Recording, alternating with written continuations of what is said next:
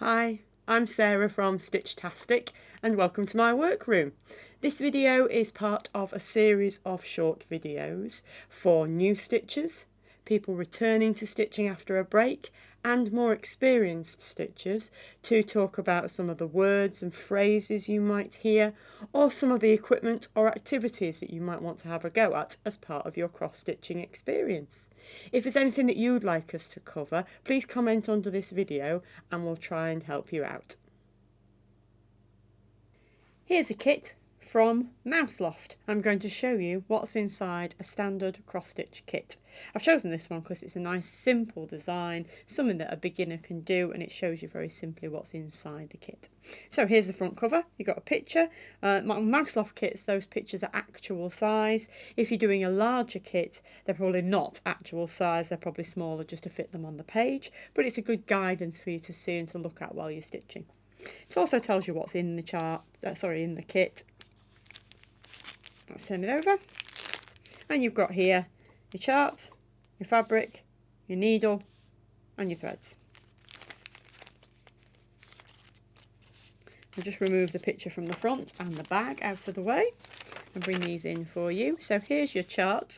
You can see on the chart you've got a picture, again just about actual size, showing this time symbols, and those symbols match up to our key over here, which shows all of the colours of thread that we've got there.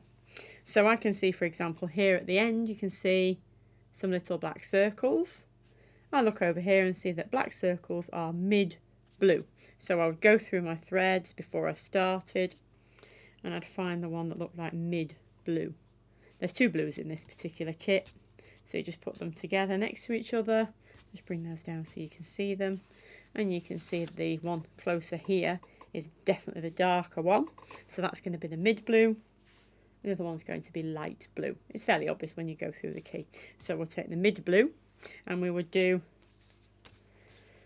3 stitches of the mid blue, and then we'd tie that particular one off as I showed in my previous video, and then we'd move on to perhaps the circle without a filled in part, which is actually the light blue. So we take the light blue thread and use that in the same way. So that's how your chart works. All you do is count each of these blocks that you can see. Let me just turn that slightly so you can see them a bit better. You see those blocks there? That block there is 10 stitches. So it makes it a little bit easier to count. Although on these small designs you can usually keep the numbers in your head anyway. Fabric is quite small, but that's all you need for this particular design. You don't need a huge amount. It's probably going to go into a greetings card or a coaster, so you don't need a huge amount around the edges either. So that's why you've only got a small piece. It makes it easy to handle while you're actually stitching it as well. And then you get a needle too. So I'll just pop that out of the way. I want to lose the needle.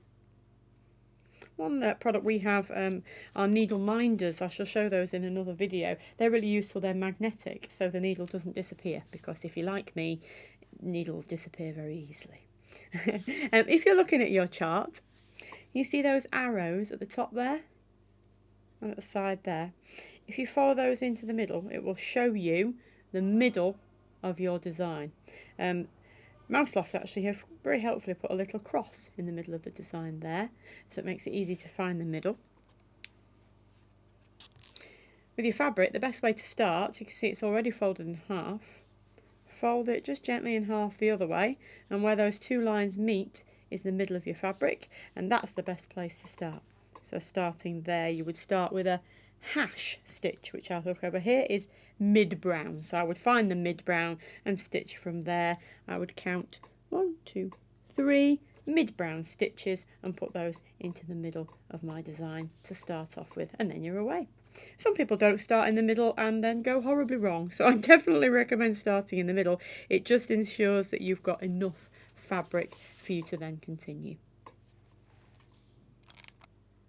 I hope that's really helped you. If you've any comments or questions about what you've seen today, please do comment underneath this video and I'll try and sort you out.